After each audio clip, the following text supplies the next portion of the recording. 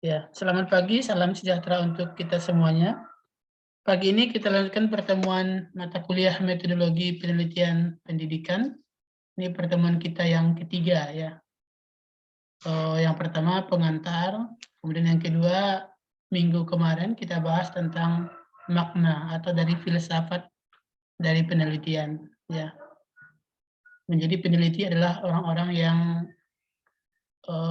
ditempatkan pada ranking yang tertinggi karena mencari tentang kebenaran, membuat kehidupan menjadi lebih baik. Ya, itu filsafat dari penelitian. Bukan sekedar menyelesaikan skripsi atau untuk publikasi. Tapi tujuan mulianya adalah membuat kehidupan menjadi lebih baik, ya, mengurangi biaya, mengurangi waktu, sehingga hidup menjadi lebih efektif dan efisien. Itu tujuan jangka panjang atau filsafat dari seorang peneliti. Nah, hari ini kita akan bahas yang lebih detail, yang harusnya lebih mudah Anda pahami ya. Kalau yang minggu kemarin itu levelnya mungkin ya agak tinggi ya untuk filsafat. Jadi ada namanya hierarki kehidupan ya, atau pernah dengar tidak? Siapa yang pernah dengar? Siapa? Zahrotin, Pak. Apa itu yang lima tingkat kebutuhan menurut Maslow? Kebutuhan primer, sekunder, tersier, Pak. Nanti coba di googling ya, 5 tingkat kebutuhan menurut Maslow kalau saya tidak salah namanya. Jadi dia katakan bahwa kebutuhan yang paling dasar itu kebutuhan biologis ya, makan, minum, pasangan, itu kebutuhan paling dasar. Dan itu orang-orang yang memikirkan itu adalah orang-orang yang kebijaksanaannya pada level bawah. Ya. Dan nanti yang paling tinggi adalah orang-orang yang ketika kepuasannya itu adalah mampu menolong orang lain. Jadi kan kalau kita sekarang mungkin levelnya puas itu ketika mampu belanja, mampu makan yang diinginkan, mampu minum yang diinginkan, mampu mendapatkan jodoh yang diinginkan, itu ya posisinya sekarang. Nah, akan ada levelnya nanti orang-orang yang kebahagiaannya itu bukan karena itu. Tapi ketika kebahagiaannya itu adalah dia memberi warna pada komunitas. Jadi dia apa? Ketika dia datang dia dihargai, pendapatnya didengarkan. Ya, jadi itu level yang nomor 5. Ya, jadi apa level ekspresi diri. Ya, jadi kebahagiaannya itulah ketika mampu memberi kehidupan yang lebih baik, ya, memberi kebahagiaan bagi orang lain. Ya, itu tingkat nomor 5. Ya, jadi tidak lagi memikirkan kebutuhan primer yang disebutkan seperti tadi. Ya, nanti nggak tahu lah kapan sampai ke sana. Tapi menurutnya orang-orang yang sudah kayak apa namanya kayak itu kayak melimpah tanpa batas itu, nah itu akan sampai ke level sana. Karena mereka tidak lagi memikirkan kebutuhan primer. Mereka akan menjadi eksistensi diri dalam bentuk yang lebih tinggi. Orang-orang ini yang disebut sebagai orang-orang filantropis. Pernah dengar kata filantropis? Ya, seperti siapa itu? Seperti Bill Gates yang punya yayasan, seperti siapa yang meninggal itu, yang punya Apple? Ya. Steve Jobs. Siapa? Steve Jobs ya. Nah, seperti itu mereka punya yayasan seperti Habibie di Indonesia ya. Yang tidak lagi memikirkan kebutuhan makan sehari-hari, tidak lagi memikirkan kebutuhan mall, perumahan ya. Jadi yang mereka pikirkan bagaimana mengembangkan kehidupan menjadi lebih baik. Ya, itu tingkatan kepuasan nomor 5 ya, orang-orang filantropis. Itu kajiannya agak berat ya, karena itu mungkin orang baru paham, baru merasakan ketika mereka sudah sampai ke tahap itu. Ya, walaupun saya bayangkan bahwa menjadi peneliti itu membuat kehidupan lebih baik, mencari kebenaran yang sejati, tapi saya yakin ketika nanti Anda penelitian skripsi, hasil, itu orientasi Anda pasti bagaimana cepat selesai. Bukan bagaimana menemukan kejujuran yang sebenarnya. Bukan menemukan bagaimana kebenaran yang sesungguhnya. Tapi bagaimana agar kuliahnya cepat selesai, agar skripsinya cepat selesai. Tapi nanti kalau sudah jauh-jauh, ya mungkin Anda akan paham bahwa laporan-laporan yang kita kumpulkan, yang kita buat, itu kalau tidak ada menemukan kebenaran itu terasa hanya buang-buang saja. Ya. Lebih baik kita menulis 2-3 kalimat, tapi itu adalah fundamental, penting, hasil temuan penelitian kita, daripada kita menulis 100-120 halaman yang hanya mengulang yang telah ditemukan oleh orang lain. Nah, kalau level deskripsi saya lihat itu ya mengulang dari apa yang sudah dilakukan oleh orang lain. Jadi orang buat RPS, kita buat lagi RPS dengan hampir sama. Orang buat lebar observasi, kita buat lagi lebar observasi yang sama persis. Jadi ya menduplikasi lebih, ya tidak ada dalam situ kreasi, tidak ada inovasi, tidak ada. Ingat ya, lebih baik kita menulis 3 atau 4 kalimat, tapi memang itu adalah hasil temuan kita, fundamental, merupakan kejujuran yang kita temukan, merupakan pengetahuan yang kita temukan, daripada kita menulis 120-130 halaman yang hanya mengulang yang sudah dilakukan oleh orang lain. Ya, hanya apa namanya, mungkin bukan copy paste ya, tapi mirip-mirip lah seperti itu. Ya, ada yang mau disampaikan sampai di sini? Hari ini kita masuk ke detail mengenai tipe-tipe penelitian, bagaimana cara mencari pengetahuan, yang harusnya ini gampang dipahami. PowerPoint-nya sudah saya share ya, yang main edu research. Ada yang mau disampaikan dulu sebelum kita masuk ke PowerPoint-nya? Tidak? Ini jumlah pesertanya masih 53 ya, dari 64 harusnya. Baik, kita ke PowerPoint-nya.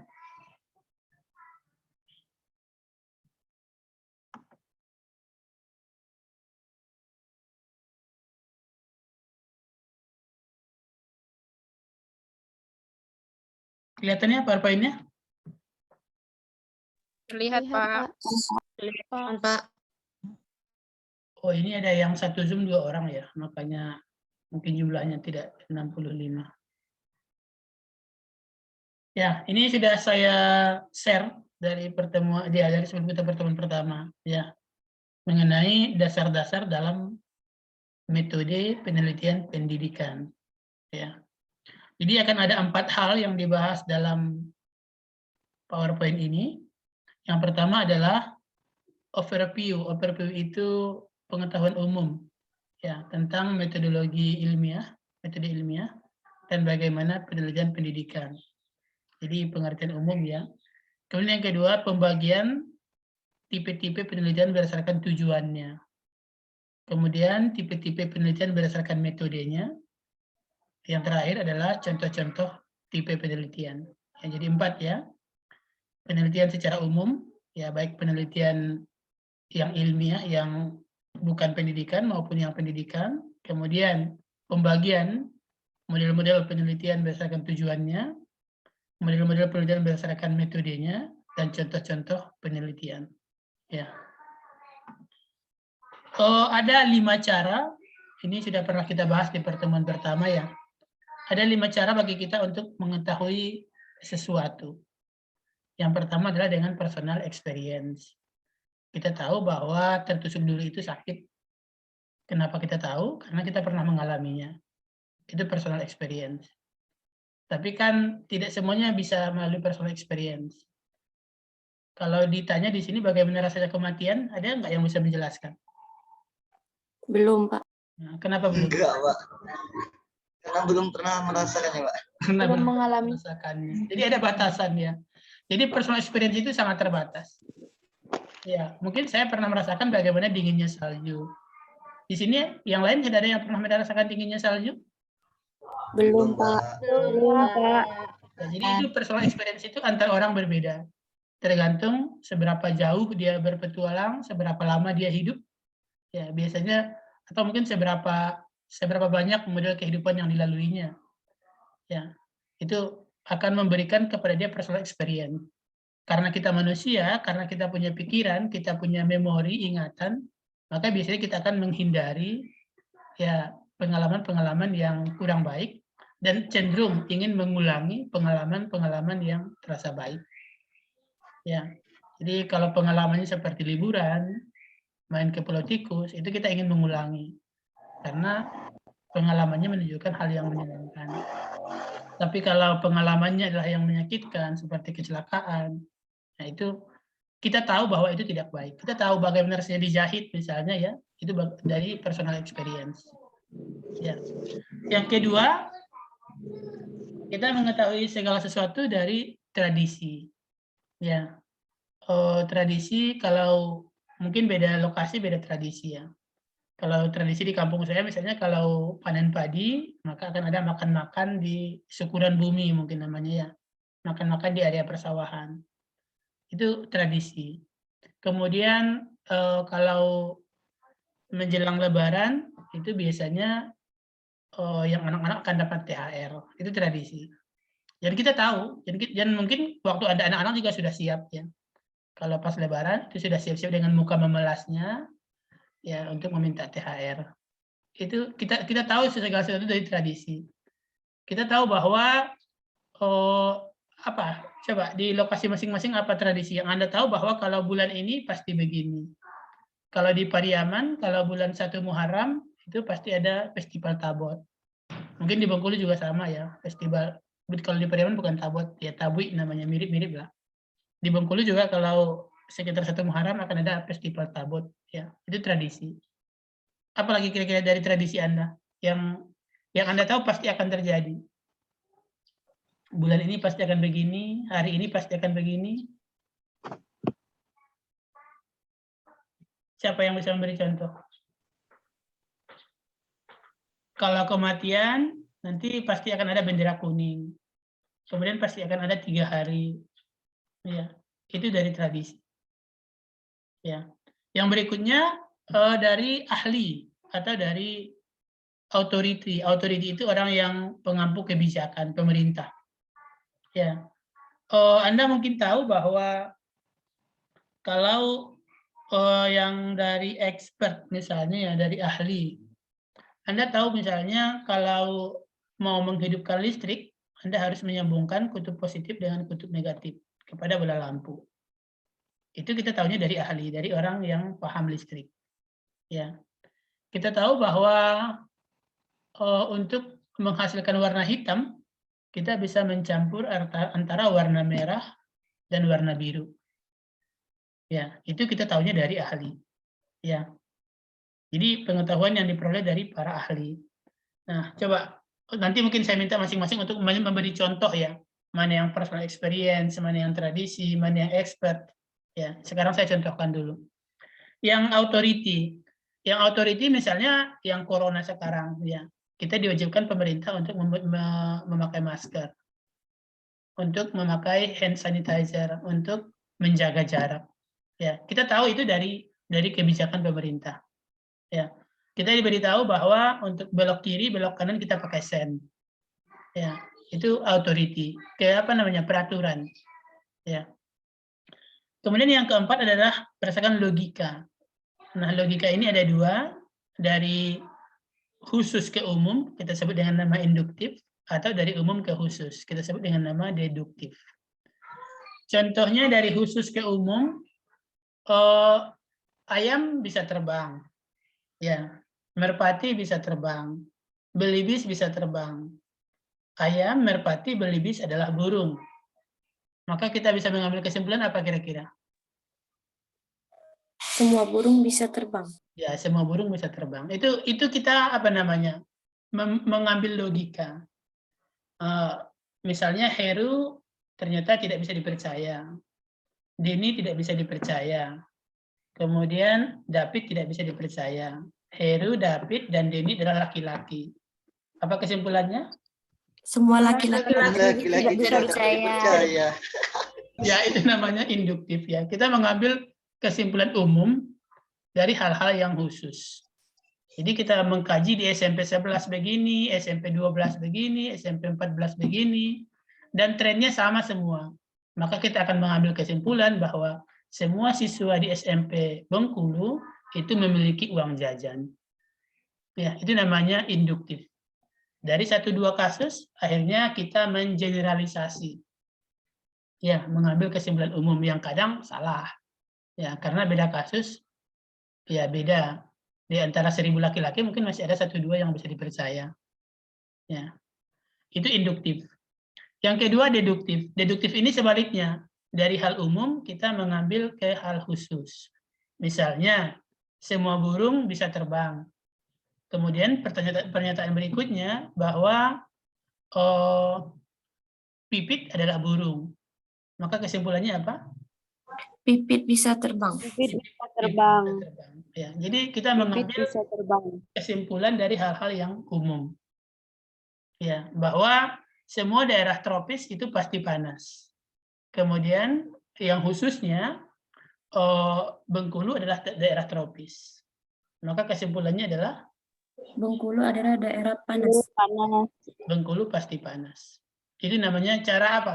Cara kita belajar. Karena tidak mungkin kita mengalami semua hal dalam hidup.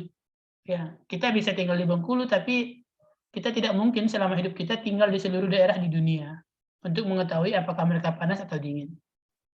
Ya, untuk seluruh Indonesia saja mungkin kita nggak sempat seumur hidup kita.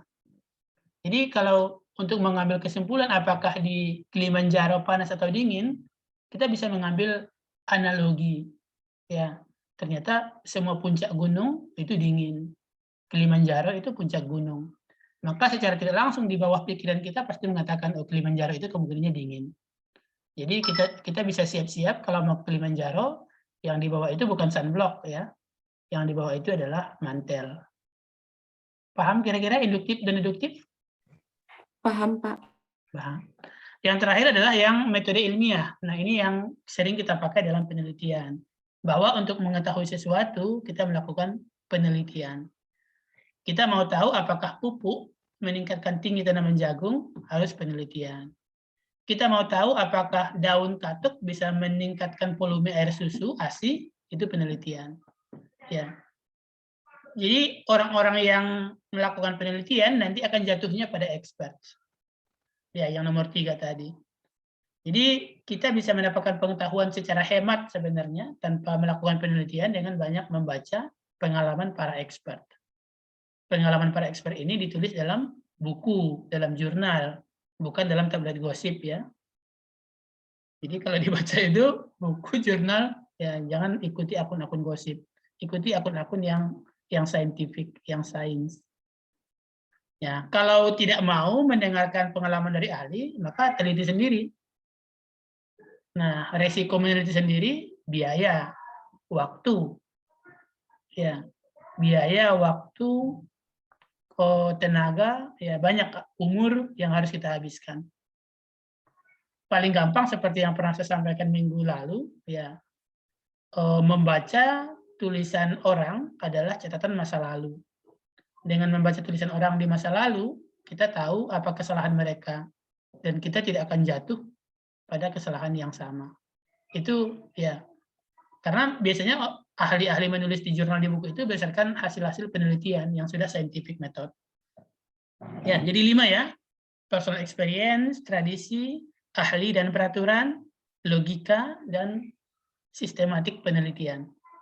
Ya, yang biasanya yang paling tinggi tingkat kepercayaannya adalah yang metode penelitian. Jadi kalau personal experience, tiap orang bisa beda.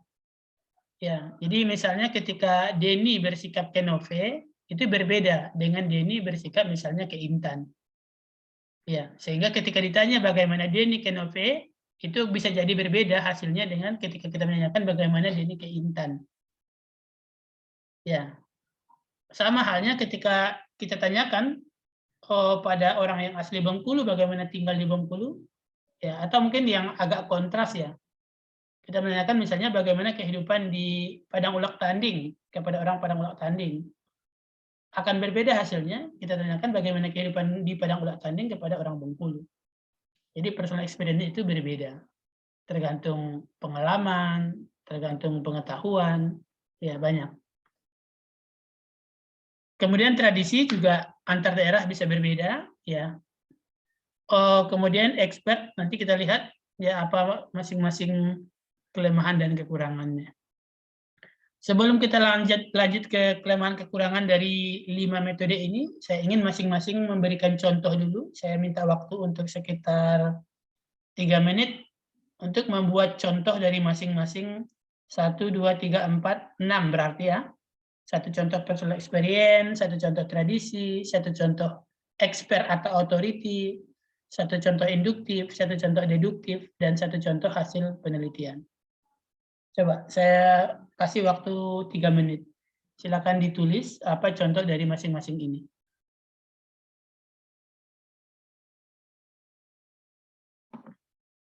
Sekarang 8.06. Ayo. Oh, nanti 8.09.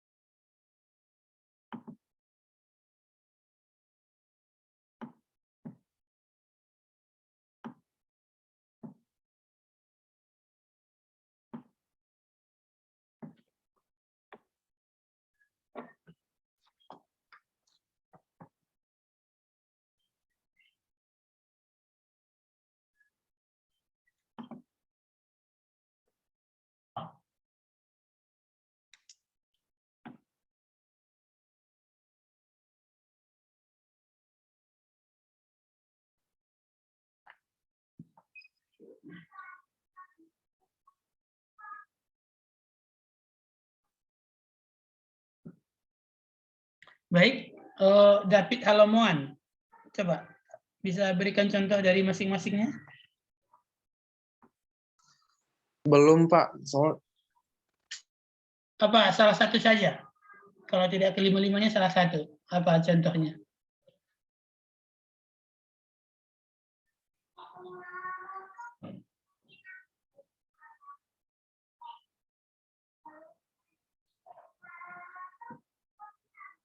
Ayo coba saja. Kita harus mampu komunikasi lisan dan tulisan ya. Harus mampu menyampaikan pendapat. Apalagi nanti mau menjadi guru ya. Latihannya di sini. Kalau nanti sudah jadi guru, ya. Kalau masih Tadi baru join, Pak, yang induktif sama deduktif, Pak, yang logika. Gak apa-apa, satu saja, satu dari 5 ini. Yang personal, yang tradisi, yang expert, mana yang tahu contohnya?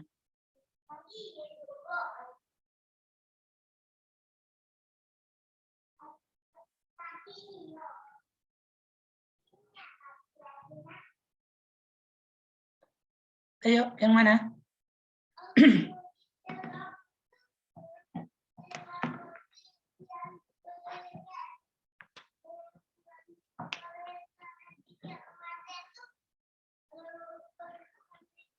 Kan harusnya gampang itu contoh-contohnya, kehidupan sehari-hari itu. Nggak perlu mikir jauh harusnya. Coba aja, kalau nggak dicoba nanti hilang terus. Nggak pernah menyampaikan pendapat.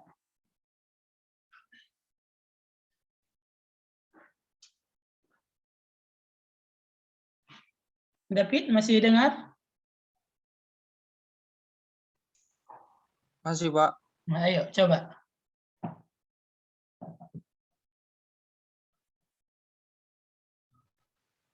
Kalau misalnya yang tadi kan baru join Pak yang induktif sama deduktif yang logika. Ya. Kalau misalnya yang deduktif itu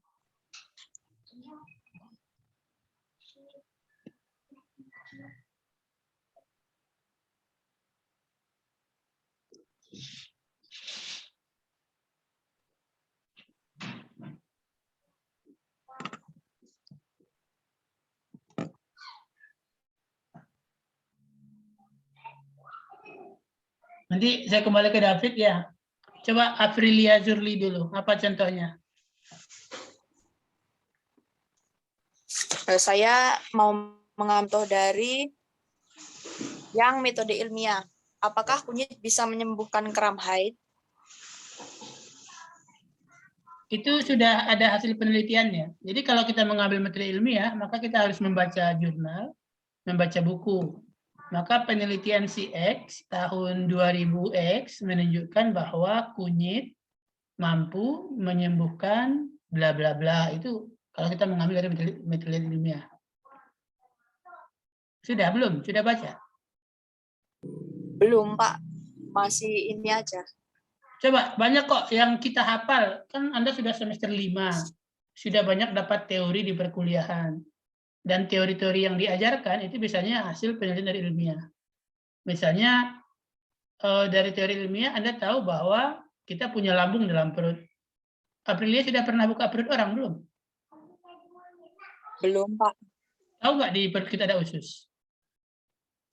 Tahu. Nah, dari mana tahunya? Dari internet, Pak. Dari internet. Ya, seperti itu yang hasil yang bisa jadi expert, bisa jadi metode ilmiah ya. Itu seperti itu. Banyak coba dibuka pikirannya di banyak hal-hal yang sebenarnya kita tidak mengalami, bukan tradisi kita, bukan juga dari logika, tapi kita tahu. Karena kita diajari oleh guru, diajari oleh dosennya, baca buku, baca jurnal. Ya. Coba Aprilia yang selain metode ilmiah, apa yang Anda ketahui dari pengalaman pribadi, dari tradisi? Apa? Saya mengambil yang tradisi, Pak. Kalau di Kabawetan itu, kalau misalnya ada sedekah gitu, namanya among-among. Nah, among-among ini nih biasanya yang undang itu anak-anak. Jadi kalau misalnya ada anak-anak yang sunat kayak gitu, diundang itu anak-anak, bukan orang-orang yang dewasa. Kalau biasanya kan yang diundang kayak gitu, kayak selamatan kayak gitu, diundangkan orang-orang dewasa. Kalau yang ini yang diundang anak aja. Oke, jadi kalau ada acara among-among, ada orang dewasa yang hadir, berarti dia tidak paham tradisi, kan begitu ya? Iya, karena kan harusnya among-among ini undangannya anak-anak. Tapi ketika ada among-among yang hadir malah orang dewasa, ya berarti dia tidak paham tradisi di Kabawetan. Ya. Pengetahuan yang diperoleh, berarti dia tidak mengetahui tradisi among-among di Kabawetan. Jadi ini bisa jadi salah, bisa jadi ini ya. Jadi tidak usah ditertawakan orang yang tidak paham tradisi, karena beda tradisi bisa jadi beda tempat. Ya, dulu waktu pertama kali ke Bengkulu, mendengar kata orang selatan mengomongkan kamu kepada orang yang lebih tua itu kedengarannya kasar ya, tidak sopan. Tapi ternyata di selatan itu biasa. Itu sudah tradisi. Ya. Siapa yang orang selatan di sini? Saya, Pak. Siapa ini saya? Saya, ini? Pak. Mak Emelda. Biasa nggak ngomong Saya, kamu ke Pak. orang tuanya? Saya, Pak. Biasa itu malah kelihatannya sopan, Pak, kalau kamu. Karena ada bahasa daerah yang kasarnya, Pak. Kalau kamu itu sopan ya? Iya. Iya. Iya, Pak. Padahal dalam bahasa Indonesia mungkin ya, atau dalam daerah lain, siapa yang bukan orang selatan di sini? Yang orang... Kamu kan sopan. Di mana? Di mana, Bella? Ini Pak, kalau kami, kamu itu ditujukan untuk kalian Pak, jadi lebih dari satu orang. Di daerah mana itu? Kedurang, masih selatan juga Pak. Oh, ini masih selatan sudah beda lagi.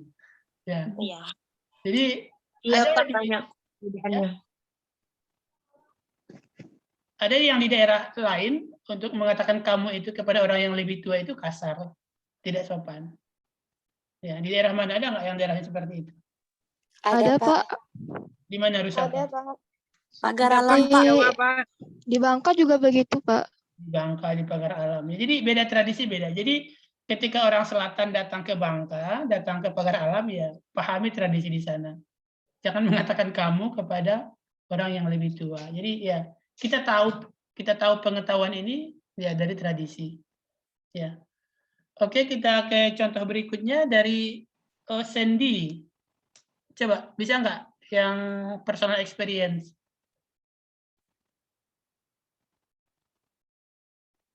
Sandy, ada Sandy Ayu? Iya, Pak. Nah, apa contoh Ada. yang pengetahuan Pak. yang kamu peroleh dari pengalaman pribadi? Waktu masih SD, waktu masih TK, waktu masih SMP, apa pengalaman pribadi yang berkesan dan menjadikan pelajaran seumur hidup, tidak akan mengulangi misalnya, akan menjauhi, ada nggak?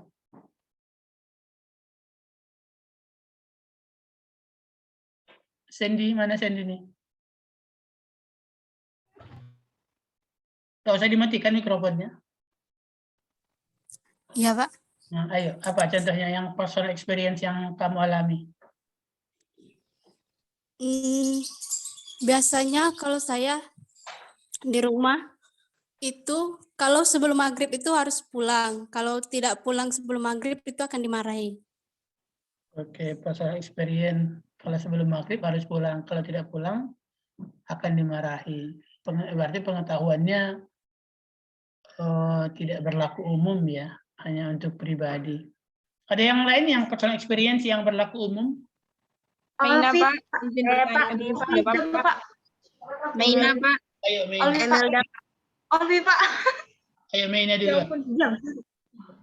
Jadi waktu itu saya pernah ini, Pak, masak ikan. Saya lupa masukkan garam dalam ikan. Jadi waktu ikan itu sudah saya masukkan dalam wajan, saya udah di dalam wajan ada minyaknya, saya masukkan garam ke dalamnya. Ternyata garam sama minyak itu nggak mau larut, Pak. Oh, jadi masukkan garam ke minyaknya, berharap garamnya larut gitu ya? Karena Garamnya lupa larut, jadi ikannya jadi berasa asin. Ternyata nggak bisa, Pak. ternyata nggak bisa. Nah, ini contohnya pengalaman personal experience yang berlaku umum. Jadi Anda bisa cerita ke orang lain bahwa kalau mau menggarami ikan tidak bisa ketika ikannya sudah masuk minyak. Ya, jadi ya betul itu personal experience yang berlaku umum.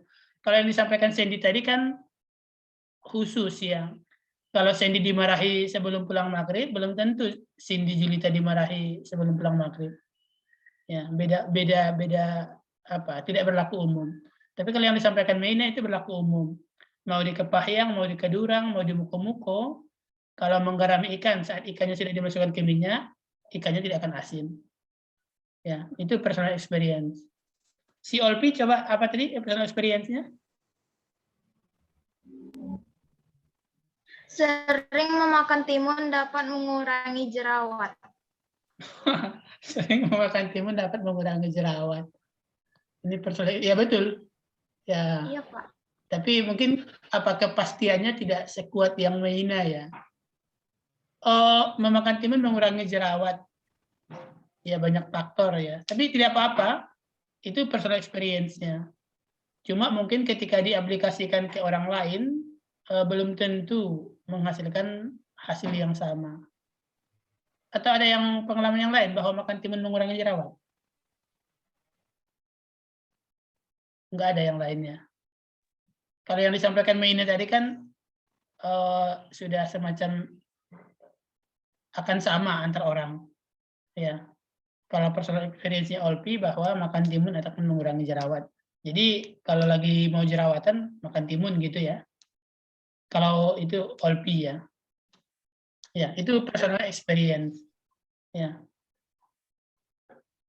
Oh, untuk yang expert, coba contohnya dari Denny Saputra. Apa yang tahu Denny? Kalau Denny mungkin contoh dari yang tradisional, Pak. Tradisi, Pak. Tradisional. Apa contohnya? Itu lagi selawatan di rumahnya ya? Ini ada pesta Pak di sebelah rumah. Contohnya itu Pak, kalau di tradisi itu setiap orang nikahan itu ada hiburannya Pak, organ tunggal, dan satu lagi jumlah pemain bola itu ada 11 Pak. Kalau jumlah pemain bola 11 itu bukan tradisi. Masuk ke mana kira-kira? Kalau pemain bola 11 itu di personal experience Pak. Bukan bola experience. Di peraturan, Pak. Nah, itu maksudnya di autoris. Ya. Tapi kalau setiap pesta ada organnya ya tradisi. Setiap pesta ada kerusuhannya ya mungkin tradisi. Ya. Di beberapa lokasi kan setiap pesta pasti rusuh ya. Nah, itu mungkin tradisi. Yang expert ya banyak contoh yang expert tadi yang sudah kita sampaikan bahwa kalau Anda minum ada mungkin ya kalau makan pestisida, minum pestisida mencret. Itu bisa jadi personal experience, bisa jadi karena expert. Ya, atau bisa jadi karena peraturan di kotak pestisidanya, jangan diminum. Ya, itu bisa jadi. Yang expert contohnya,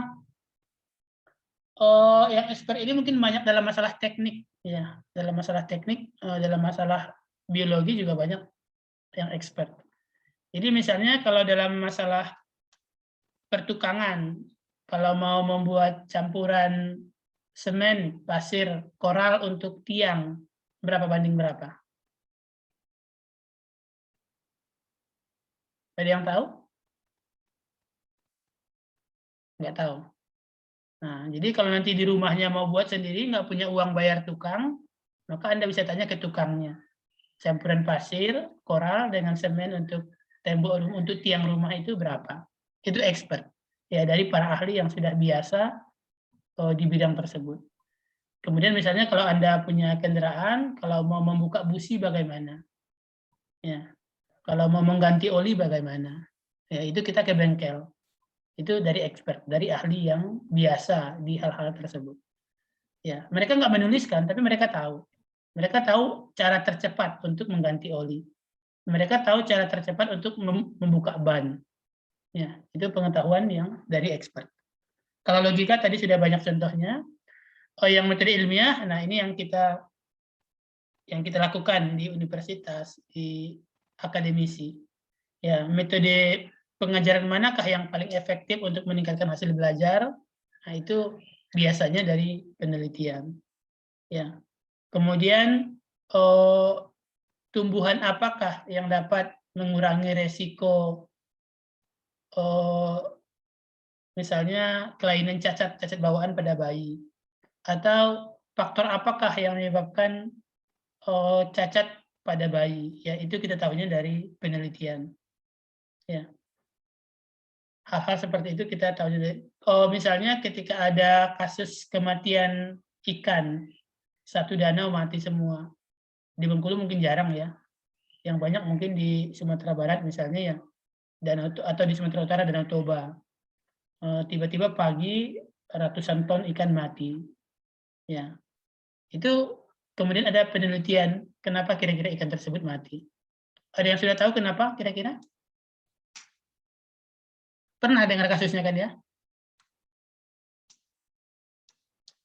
Kasus kematian ikan, atau misalnya di Bengkulu kemarin ada baun pandan, ya, baun pandan si antero Bengkulu. Ada yang tahu apa penyebabnya? Tanaman bunga dari tanaman di dekat danau tuh, bukannya Pak? Dapat dari mana informasinya? Dapat dari Bengkulu Info, Pak. Dapat dari Bengkulu Info. Ya, itu dari scientific method. Jadi orang tahu bahwa bau itu adalah dari bunga anggrek. Ya, itu ya berdasarkan hasil penelitian. Ya. Ada yang mau disampaikan dulu sampai di sini?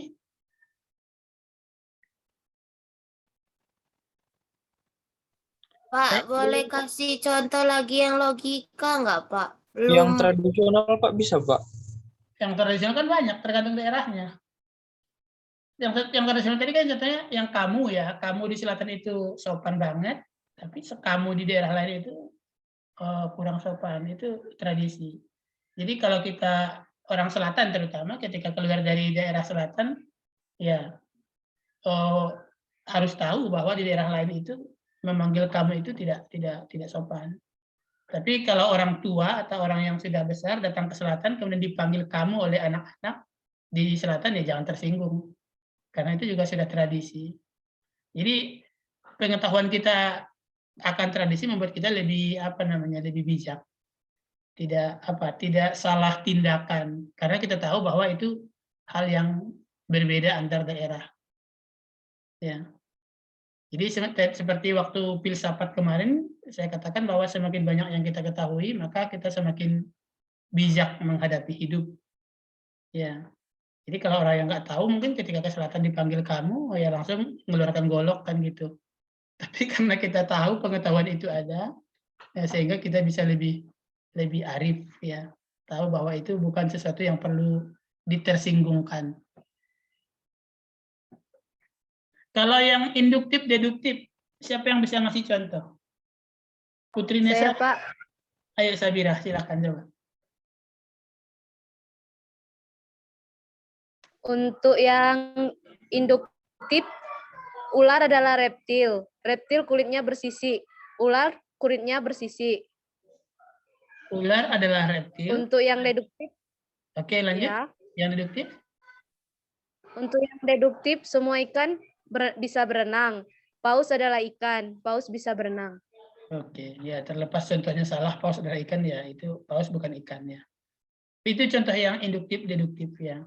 Jadi kita mengambil kesimpulan dengan membandingkan kepada kawan-kawannya. Kalau yang induktif, contohnya adalah dari khusus ke umum. Jadi yang khusus misalnya adalah mawar berbau harum. Itu kan khusus, hanya mawar. Berbeda dengan saya katakan bunga berbau harum, itu umum. Karena bunga itu banyak. Tapi kalau mawar kan hanya satu spesies. Jadi kalau induktif khususnya duluan. Mawar berbau harum. Ya. Mawar adalah bunga. Ya, maka nanti bisa jadi bayangan di kepalanya bahwa semua bunga berbau harum. Tapi ini bisa salah karena sangat tergantung dari jumlah contoh yang kita tampilkan. Kalau Anda mengambil contohnya adalah mawar, melati, anggrek, maka semuanya harum. Tapi kalau Anda mengambil contohnya bunga kertas, itu nggak harum. Maka kesimpulannya salah. Ternyata tidak semua bunga berbau harum. Ya. Jadi ada peluang salah di situ. Kalau yang deduktif, bisa kemungkinan besarnya tinggi, asalkan premis utamanya benar. Jadi kalau saya ambil contoh misalnya, semua burung bisa terbang. Ayam adalah burung. Maka dalam pikiran kita pasti ayam bisa terbang. Begitu kan ya? Tapi ternyata premis utamanya salah. Ternyata tidak semua burung bisa terbang. Akhirnya kesimpulan kita salah. Jadi kalau untuk penalaran deduktif, ini premis utamanya harus benar-benar kuat. Ada nggak burung yang nggak bisa terbang? Burung merak, penguin bisa terbang. Ya, burung penguin yang pasti. Jadi premis utama kita salah. Jadi ketika saya katakan semua burung bisa terbang, itu sudah salah. Kemudian di bawahnya premis khususnya bahwa penguin adalah burung, betul. Ya, kesimpulannya penguin bisa terbang. Akhirnya salah. Kenapa salah? Karena premis utamanya salah. Ya, jadi kalau untuk penalaran deduktif, premis utamanya harus benar-benar kuat. Misalnya, semua cairan itu mengalir ke bawah. Ya, oli adalah cairan. Sirup adalah cairan. Maka sirup pasti mengalir ke bawah. Oli pasti mengalir ke bawah. Ya, jadi kalau premis utamanya betul, maka semua kesimpulan di belakangnya akan betul. Ya, paham kira-kira? Paham, Pak. Ada yang masih ragu? Paham, Pak. Jadi Pak, kalau misalnya premis pertamanya sudah salah gimana Pak? Ya pasti salah kesimpulannya. Tadi seperti yang tadi ya, semua laki-laki adalah pembohong misalnya ya. Lanjut? Tidak bisa ditarik kesimpulan juga Pak, atau gimana Pak? Ya, Kalau ini bisa cari kesimpulan, tapi kesimpulannya salah. Ya, jadi ini kelemahan dari mencari pengetahuan secara deduktif. Ya, karena untuk mengokohkan suatu teori itu sangat susah. Jadi teori Einstein misalnya, bukan Einstein, Newton yang kita bahas minggu lalu, bahwa semua benda yang di udara akan jatuh ke bumi. Itu premis utama. Ya, betul nggak kira-kira? Jadi kalau misalnya kita mengatakan bahwa pesawat adalah benda yang di udara, maka pesawat pasti akan jatuh ke bumi. Ya, suatu saat ya. Jadi tergantung apakah betul atau tidak premis utamanya. Kalau utamanya betul, maka kesimpulannya akan betul. Tapi ini yang prinsip yang ingin saya tekankan di sini, bahwa orang mencari pengetahuan dengan cara ini salah satunya. Dengan cara membandingkan. Ya. Jadi kalau ketika dia melihat bahwa semua mawar berwarna, melati berwarna, bunga kertas berwarna, maka orang akan secara tidak sadar di bawah alam sadarnya mengatakan bahwa semua bunga itu berwarna. Tidak ada bunga yang polos. Ada nggak bunga yang polos? Hah? Nggak ada, Pak. Bunga bang polos kan ya? Ya, jadi itu apa cara orang mendapatkan pengetahuan. Ya, kita tidak membahas benar atau salahnya saat ini, tapi kita melihat bagaimana cara-cara orang untuk mendapatkan pengetahuan. Jadi tidak harus di bangku kuliah ya, tidak harus bayar UKT. Ya, banyak cara untuk mendapatkan pengetahuan. Jadi dengan mengikuti kuliah, itu salah satunya. Dengan mengikuti kuliah, Anda mendapatkan pengetahuan dari expert, ya dari dosen, mendapatkan pengetahuan dari scientific method, mendapatkan pengetahuan dari personal experience, ya. Tapi tidak mesti, ya banyak cara untuk mendapatkan pengetahuan. Ya, cara umum ya yang 5 ini. Ya, kita lanjut. Ya, ini yang pertama adalah pengalaman pribadi, personal experience. Personal experience didasarkan kepada pengalaman masing-masing orang. Keterbatasannya, ya bagaimana seseorang dipengaruhi oleh suatu kejadian tergantung orang tersebut. Ada orang yang makan daun ubi mencret. Ada ya? Ada orang yang minum susu sapi mencret. Ada nggak yang seperti itu? Ada. Namanya laktos intoleransi ya. Kalau minum susu sapi mencret. Tapi apakah berlaku untuk semua orang? Tidak, banyak orang yang ya. Ada orang yang kalau keringatan itu gatal-gatal. Ya, ada orang yang kalau stres gatal-gatal. Kena angin gatal-gatal. Ya, jadi itu personal experience. Tapi tidak berlaku untuk semua orang. Ya, jadi ini tingkat kepercayaannya lemah, rendah. Ya, karena tergantung seperti tadi yang mengatakan timun mengobati jerawat, itu tingkat kepercayaannya rendah. Ya. Tapi ya orang ketika dia mengalami itu dia menjadikannya sebagai sebuah pelajaran. Kalau baik diulangi, kalau tidak baik tidak diulangi, kan begitu biasanya. Kemudian kelemahan yang kedua, satu hal yang rutin, ya tidak bisa dipelajari melalui pengalaman. Seperti yang rutin yang teori Newton tadi, bahwa semua benda yang jatuh ke bumi, semua benda yang di udara akan jatuh ke bumi, itu tidak bisa dari pengalaman. Ya. Kemudian apa contohnya ya yang rutin yang tidak bisa dari pengalaman. Kemudian yang kedua, kita tidak mungkin mengalami semua hal.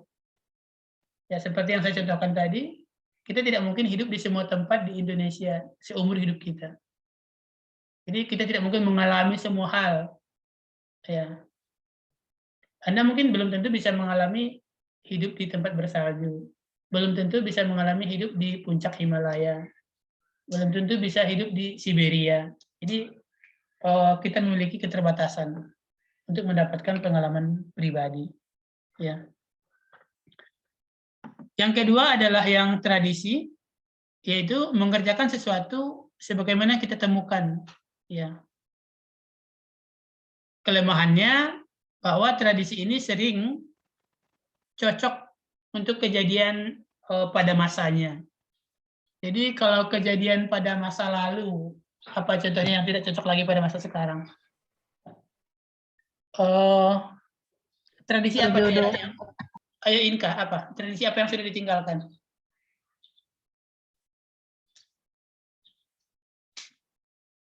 Dijodohkan, Pak. Oh, dijodohkan, ya. Jadi tradisi yang hanya kalau dulu kalau mau sunat yang laki-laki itu direndam di bak di tong drum itu 2 jam 3 jam. Apa kira-kira gunanya direndam begitu? Biar nggak sakit. Biar nggak sakit ya, karena semakin dingin saraf kita akan semakin lambat ya. Jadi kulitnya membeku, sarafnya kurang. Jadi ketika disunat nggak sakit lagi. Itu tradisi masa lalu. Masih cocok nggak kira-kira sekarang? Ketika obat bius sudah ditemukan? Tidak. Enggak. Jadi itu contohnya ya, bahwa tradisi itu kadang hanya pas di masa yang ketika dia diterapkan. Tidak cocok lagi ketika zaman sudah berkembang. Ya, tadi kata si David, tradisi dijodohkan ya. Mungkin tidak cocok lagi zaman sekarang. Ya, tapi yang saya contohkan tadi, yang contoh tradisi kalau mau disunat direndam dulu digentong 2 jam 3 jam, ya nggak cocok lagi zaman sekarang. Ya, karena tujuannya untuk mengurangi rasa sakit tersebut sudah ada cara yang lain. Tidak harus direndam digentong, ya. Kemudian ya yang kedua juga tradisi bisa sangat berbeda dengan keadaan sekarang. Ya, can be distant from current realities ya. Jadi sangat berbeda dengan kondisi sekarang. Apa contoh yang lain? Kira-kira tradisi yang dulu sangat kuat, sekarang sudah tidak cocok lagi. Ini Pak, orang Jawa kalau mau nikah ngitung weton, Pak. Oh iya, ini orang Jawa kayaknya ya. Kalau dulu kan ngitung apakah hari baik ya, apakah pon, apakah wahing, apakah apa lagi? Kliwon. Legi, kliwon ya. Sekarang tidak cocok lagi dengan kondisi sekarang ya, karena kalau mau itu nanti pada rebutan ya, bisa-bisa satu kampung nanti pestanya 10 orang.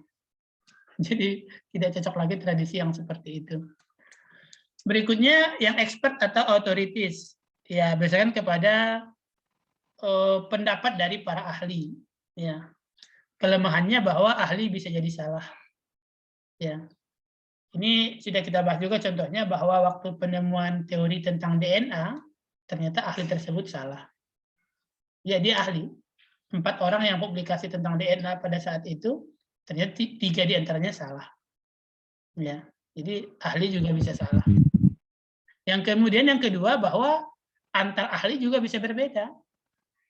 Sering nggak menemukan hal yang seperti itu? Pernah, kalau Anda penyakitan misalnya ke dokter, dokter A bilang begini, dokter B bilang begini. Pernah, Pak.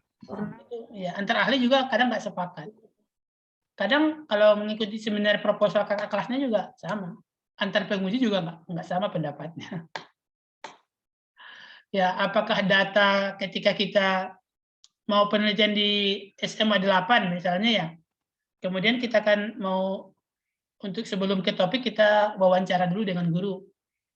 Ibu biasanya di sini ngajarnya pakai buku apa? Ada pakai LKS nggak? LKS-nya dari pusat nggak? Atau LKS-nya ibu buat sendiri? Nah, itu kan si peneliti sudah dapat data berdasarkan hasil wawancara. Menurut ini, kira-kira data tersebut masuk hasil atau masuk pendahuluan?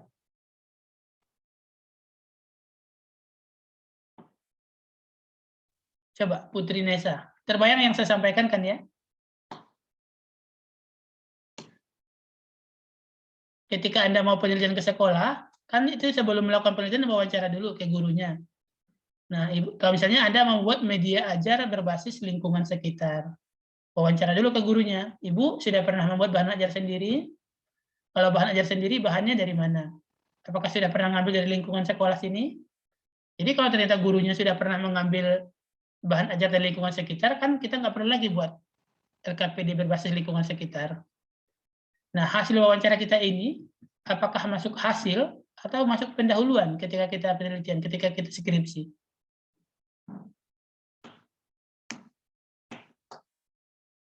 Masuk mana Inka?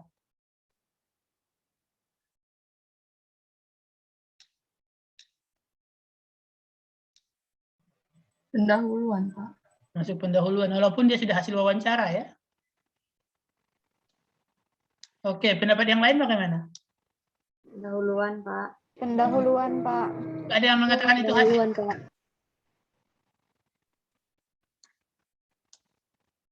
Enggak. Nah, ya itu saya pernah mengikuti seminar proposal kakak kelasnya dan itu diperdebatkan. Ada yang mengatakan itu sudah bagian dari hasil si mahasiswa tersebut karena sudah ada yang mengerjakan dan dia mendapatkan hasil. Ada yang mengatakan itu adalah bagian dari pendahuluan. Jadi bahwa antar ahli pun bisa berbeda pendapat.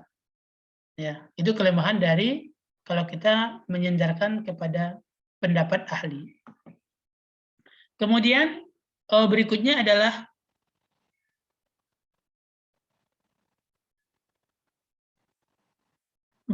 yang induktif. Ya. Yang induktif itu dari khusus ke umum tadi. Ya, tadi sudah contohnya bahwa yang paling gampang bagi perempuan ya Denny tidak bisa dipercaya, Elsa tidak bisa dipercaya, Heru tidak bisa dipercaya, maka kesimpulannya adalah semua laki-laki tidak bisa dipercaya. Itu induktif. Cara paling mudah Anda ingat, biar gampang ingatnya. Nah, kelemahannya ya kita harus mengobservasi semua sampel untuk dapat kesimpulan yang valid. Jadi semua laki-laki harus kita observasi. Mungkin nggak kira-kira? Enggak, Pak. Ya, jadi untuk sampai kepada kesimpulan bahwa semua laki-laki tidak bisa dipercaya, kita harus menganalisis semua laki-laki yang ada. Ya, itu kelemahannya. Kemudian kelemahan yang kedua bahwa kadang sampel itu hanya bisa bisa diamati dalam jumlah yang sedikit karena ya keterbatasan waktu, keterbatasan biaya. Tapi setidaknya ini menolong ya.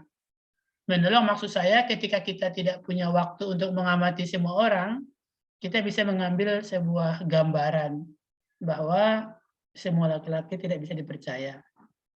Ya, walaupun tidak 100% seperti itu, tapi kita punya gambaran untuk pengetahuan di kepala kita. Ya, itu induktif. Kemudian, yang deduktif. Ya, deduktif ini ya dari umum ke khusus. Ya, nah ini tadi yang pernah kita bahas bahwa kelemahannya, bahwa premis utama itu sudah harus pasti. Kalau premis utama salah, maka kesimpulan akan salah. Jadi harus hati-hati betul membuat premis utama. Contohnya tadi kan semua larutan pasti mengalir ke bawah. Itu benar ya. Jadi apapun jenis larutannya pasti akan mengalir ke bawah. Karena premis utamanya benar. Tapi kalau premis utamanya salah, semua burung bisa terbang, maka kesimpulannya akan salah. Karena ternyata penguin tidak bisa terbang. Ya, itu deduktif. Yang terakhir adalah yang metode ilmiah. Ya, tujuannya adalah untuk menjelaskan, memprediksi, atau mengontrol suatu kejadian. Kemudian ini akan melibatkan teori dan juga pengembangan atau menguji dari teori. Teori yang Anda tahu misalnya ya, bahwa semua jenis pupuk akan membantu pertumbuhan. Itu teori. Kemudian Anda mendapatkan jenis pupuk baru, pupuk X. Maka Anda akan menguji bahwa pupuk X, hipotesisnya, pupuk X akan meningkatkan pertumbuhan. Ya. Itu ya melibatkan teori dan pengujian dari suatu teori. Bahwa tanaman kacang-kacangan memiliki protein yang tinggi. Itu teorinya. Kemudian Anda menemukan suatu jenis tanaman baru yang ternyata kacang-kacangan. Maka Anda akan mengetes apakah kacang baru tersebut memiliki protein. Ya, itu scientific method. Kemudian yang metode ilmiah itu lebih efisien dan kemudian lebih bisa dipercaya dibanding sumber pengetahuan yang lain. Apa kira-kira kelemahannya dari metode ilmiah? Jadi dibandingkan yang 4 tadi ya, yang personal experience, tradisi, expert, authorities, induktif, deduktif. Nah, yang metode ilmiah inilah yang lebih akurat.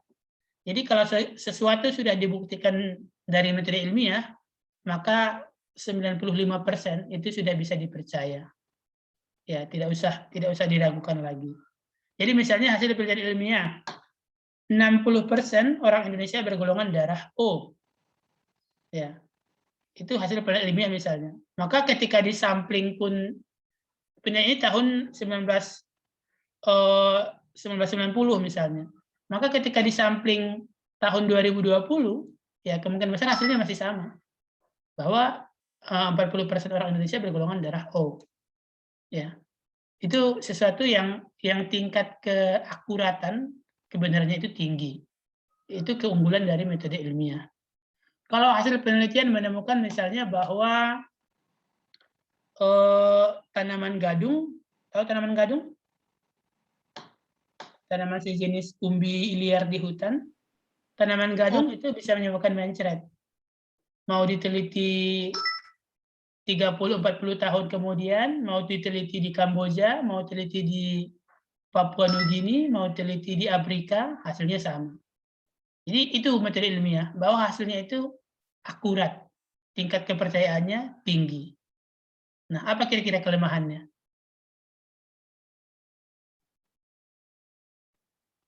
Apa kelemahan dari cara mendapatkan pengetahuan melalui metode ilmiah?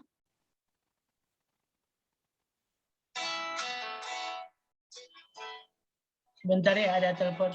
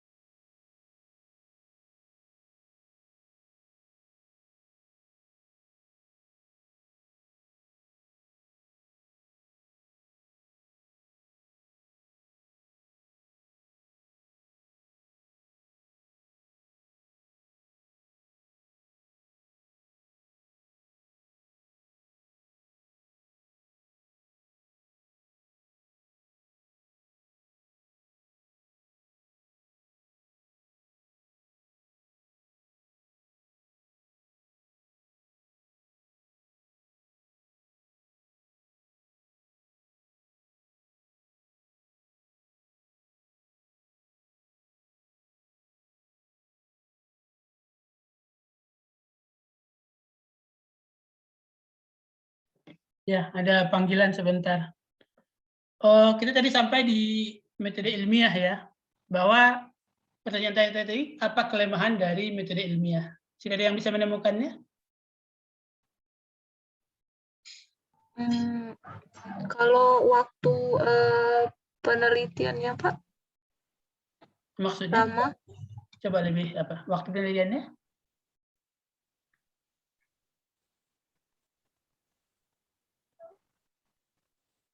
Ya, Penelitiannya kelemahannya membutuhkan biaya, Pak. Iya. ya, waktu, biaya, ya. Kemudian juga kadang data itu berubah juga sih tergantung periode ya. Misalnya kita meneliti struktur tumbuhan di Kota Bengkulu ya pada tahun X misalnya ya pada tahun 1980. Kemudian ketika kita ulangi struktur tumbuhan di Kota Bengkulu pada tahun 2020 itu bisa jadi berbeda. Ya. Jadi yang pertama tadi bahwa biayanya lumayan ya, waktu, biaya, tenaga sangat banyak untuk berbeda dengan personal experience atau tradisi atau nanya tukang bengkel. Nanya bengkel mungkin kita kasih 20.000 sudah selesai. Waktunya 5 menit atau 10 menit sudah selesai. Ya, tapi kalau untuk penelitian 3 bulan, 6 bulan, uangnya mungkin ya 4 juta, 5 juta. Jadi membutuhkan waktu dan biaya yang tinggi. Ya, tapi sampai saat ini yang lebih dipercaya adalah yang metode penelitian. Karena biasanya ilmunya bersifat lebih universal, ya lebih umum. Baik, berikutnya ini langkah-langkah yang sudah Anda dapat bahwa untuk melakukan suatu metode ilmiah harus ada observasi, menentukan masalah. Tidak perlu saya jelaskan, sudah dapat mungkin di biologi umum ya. Kemudian membuat hipotesis, mengumpulkan data, analisis data, dan terakhir adalah mengambil kesimpulan. Ya. Ini kelemahan dari metode ilmiah. Yang pertama, tidak bisa menjawab pertanyaan yang sifatnya seharusnya, bersifat seharusnya. Apa contoh pernyataan yang bersifat seharusnya? Apa contohnya ya? Yang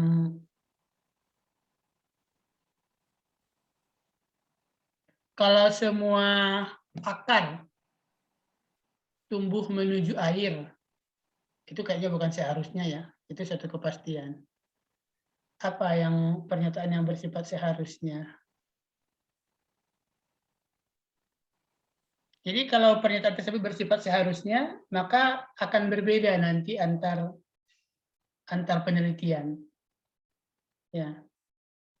Misalnya ketika reproduksi, maka ikan jantan seharusnya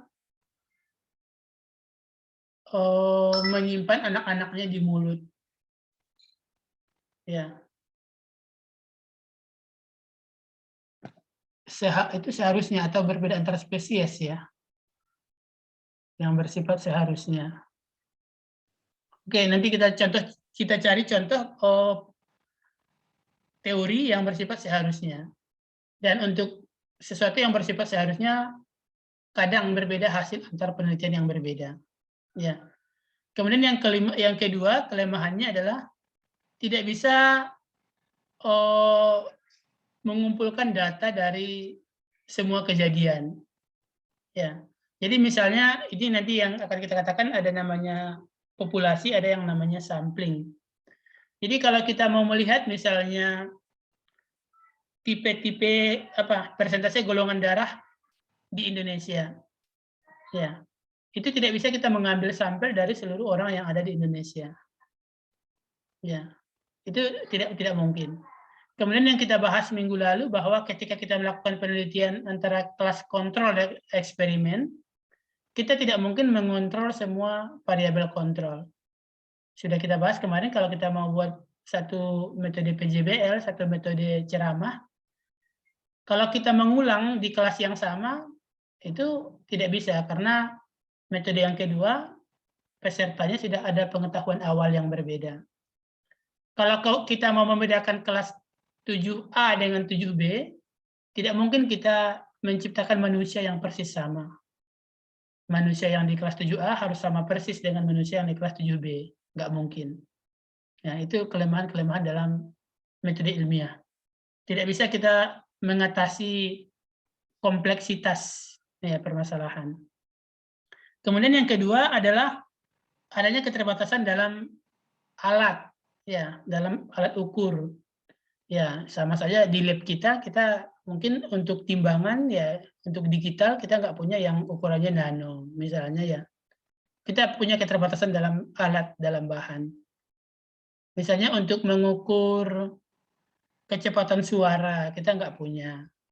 Misalnya untuk mendeteksi benjolan dalam tubuh, kita nggak punya. Misalnya kita mau melihat si Malinda, pengaruh misalnya makan kelereng terhadap pencernaan usus. Kita nggak punya alat untuk melihat posisi kelerengnya dalam usus. Ya. Dan kita nggak mungkin membedah si Malinda dan kemudian 1 hari kemudian dijahit lagi.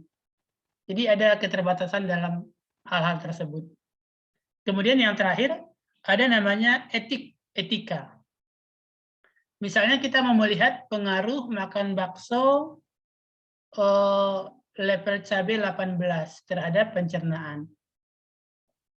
Siapa kira-kira yang mau jadi respondennya? Ada nggak yang mau? Dikasih makan bakso, dikasih cabai level 18. Nanti dilihat apakah mencret atau tidak. Mau nggak? Hah? Sama kayak sama seperti vaksin juga demikian, obat baru juga demikian. Obat-obat yang sifatnya uji coba, itu etiknya sama legalnya sangat tinggi. Harus ada perjanjian kalau si responden meninggal, bayarnya berapa miliar. Jadi sangat repot dalam mengurus etik dan legalnya. Jadi jangan mau dicoba-coba pakai apa ya, misalnya Anda ke mall, Pak pinjam pipinya mau dikasih krim baru, ya itu harusnya menandatangani namanya consent form, surat perjanjian. Kalau terjadi begini, apa yang saya terima. Jadi etik sama legalnya harus tinggi dalam penelitian yang ilmiah. Paham maksudnya? Paham, Pak. Ya. Oke, itu habis mengenai yang umum sebelum kita masuk ke yang penelitian pendidikan. Sekarang sudah sudah 9 ya? Saya jam 9 Ya, Pak. ada janji rapat. Oke, mungkin cukup sampai di sini untuk hari ini. Tugas minggu depan adalah mengisi Google Form yang sudah saya minta membaca artikel internasional, ya, 2 buah minimal, kemudian isi ke Google Form yang sudah saya siapkan. Kemudian minggu depan kita akan ada kuis. Jadi kuis terhadap apa yang sudah saya sampaikan 3 minggu ini. Yang paling penting dari jawaban Anda di kuis, jangan menjawab sesuai dengan literatur. Jawab berdasarkan bahasa Anda sendiri, berdasarkan hal yang saya jelaskan. Jadi kalau tidak hadir di perkuliahan, ya kemungkinan tidak bisa menjawab. Jadi kita kuis minggu depan sekitar 30 menit, kemudian mengumpulkan tugas di Google Form sampai semalam sebelum hari H, sebelum hari Rabu, berarti paling lambat Selasa malam ya. Kemudian 2 minggu lagi, mulai sekarang boleh diangsur ya. Saya minta Anda membuat untuk draft penelitian. Jadi Anda buat semacam proposal kecil-kecilan, apa masalah yang Anda temukan, kemudian bagaimana Anda merancang metodologi, apa alat dan bahan yang dibutuhkan, bagaimana analisis data. Jadi semacam proposal kecil-kecilan ya. Mungkin 2 halaman lah cukup. Jadi isinya ada latar belakang, ya kenapa Anda tertarik meneliti tersebut, kemudian bagaimana prosedur, bagaimana desain untuk menjawab hipotesisnya, apa alat dan bahan yang dibutuhkan, Kemudian bagaimana analisis datanya, ya sekitar 2 halaman. Itu untuk 2 minggu dari sekarang. Paham tugasnya?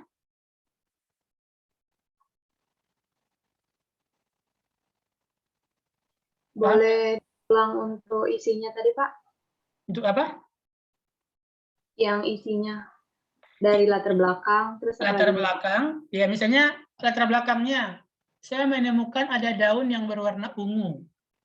Kemudian saya curiga bahwa warna ungu tersebut disebabkan oleh paparan matahari yang kurang cukup. Maka saya akan melihat bagaimana pengaruh paparan cahaya matahari terhadap warna daun. Nah, seperti itulah, mungkin 2 paragraf pendahuluan.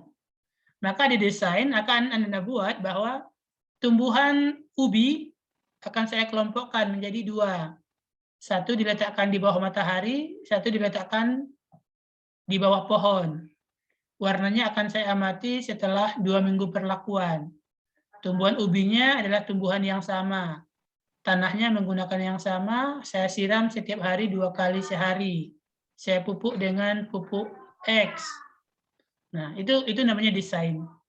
Ya. Setiap jumlah tanaman yang di bawah matahari ada 10, jumlah tanaman yang di bawah pohon pisang ada 10. Ya, itu namanya desain. Kemudian alat dan bahan. Alat dan bahan yang saya butuhkan adalah bibit ubi sebanyak 20 batang, polybag 20 buah, tanah, air, ya itu yang alat dan bahan. Kemudian analisis data, setelah 20 hari maka saya akan mengamati warna dari daun tumbuhan ubi di kedua lokasi. Warna tersebut kemudian saya analisis dengan Photoshop. Berapakah tingkat gradasi warnanya? Iya. Kemudian gradasi warna antara tumbuhan di bawah matahari dengan tumbuhan di bawah pohon pisang akan saya bandingkan apakah berbeda nyata atau tidak. Sudah cukup. Paham kira-kira? Pak, izin bertanya, Pak. Iya, ayo Sabira. Pak, ini penelitiannya rencananya harus mengenai tentang pendidikan ya, Pak? Gimana kira-kira? Mau fokus ke pendidikan atau mau dibebaskan? Ke pendidikan, Pak. Bela ke pendidikan. Dibebaskan, Pak. Dibebaskan aja, Pak. Bebaskan, Pak. Soalnya kalau pendidikan mau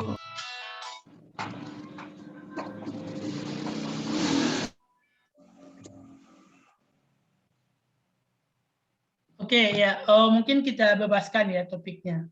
Tapi ini saya minta 2 ya. Jadi 1 Anda buat, ini kita buatlah nama judul tugasnya itu proposal penelitian ya. Jadi 1 Anda buat proposal penelitian yang real, yang mungkin Anda lakukan. Kemudian 1 Anda buat proposal yang ideal. Jadi jangan memikirkan masalah dana, jangan memikirkan masalah tempat, jangan memikirkan masalah alat. Jadi bebaskan pikirannya untuk meneliti hal-hal yang berhadiah Nobel lah. Sesuatu yang sangat wow. Jadi bebaskan imajinasinya untuk apapun yang Anda pertanyakan di kehidupan ini. Ya. Kalau yang 1 tadi kan yang real. Yang alatnya harus Anda punya, yang mungkin Anda untuk kerjakan, ya itu yang real. 1 lagi adalah yang tidak ada batasan. Ya. Jadi mau memilih apapun silakan, tidak usah mempertimbangkan waktu, tidak usah mempertimbangkan alat, bahan, biaya. Jadi bebaskan pikirannya menjadi seorang pemikir yang tanpa batas. Mau meneliti apapun, ya silakan. Misalnya mau meneliti bagaimana pertumbuhan tanaman di planet Mars.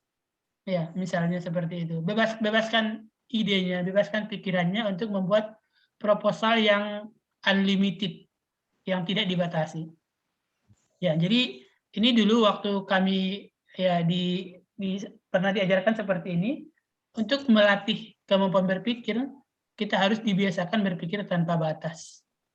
Jadi tidak ada batasan waktu, tidak ada batasan biaya, tidak ada batasan alat, tidak ada batasan sampel, tidak ada batasan responden, jadi semuanya tidak ada tanpa batas.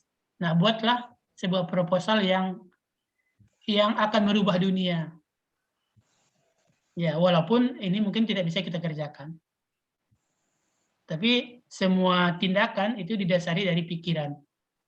Kalau pikiran kita sudah biasa berpikir bebas, nanti tindakannya juga akan mengikuti.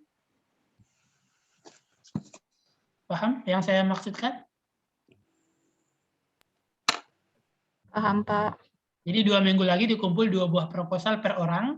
Satu proposal real, yang satu adalah proposal idealis. Ya. Ada yang mau disampaikan dulu?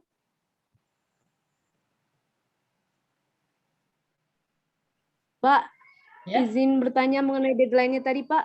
Untuk minggu depan mengumpulkan jurnal kan, Pak, jurnal internasional. Yang kuis itu minggu depan juga atau minggu depannya lagi, Pak?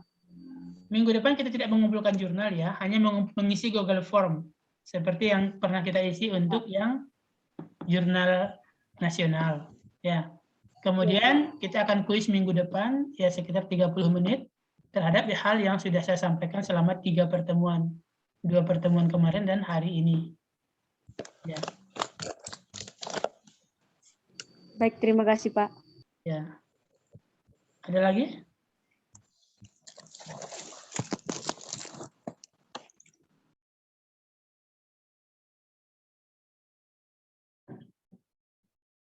Cukup kira-kira? Ya, jadi silakan mulai sekarang berpikir, ya dikembangkan pemikirannya seluas mungkin. Kira-kira apa menurut Anda yang paling penting dipecahkan permasalahan di dunia ini? Nah, Anda sekarang seorang yang mampu merubah dunia, ya buatlah rancangannya bagaimana untuk membuat kehidupan di dunia menjadi lebih baik. Anda punya pekerja yang tanpa batas, memiliki uang yang tanpa batas, memiliki alat yang tanpa batas, tidak ada jarak antar daerah, semuanya bisa Anda tempuh dalam sekelebat bayangan. Nah, buatlah kira-kira apa yang akan Anda rencanakan untuk memperbaiki kehidupan, untuk meneliti hal-hal yang merubah dunia. Ya. Ada lagi kira-kira yang mau tanyakan?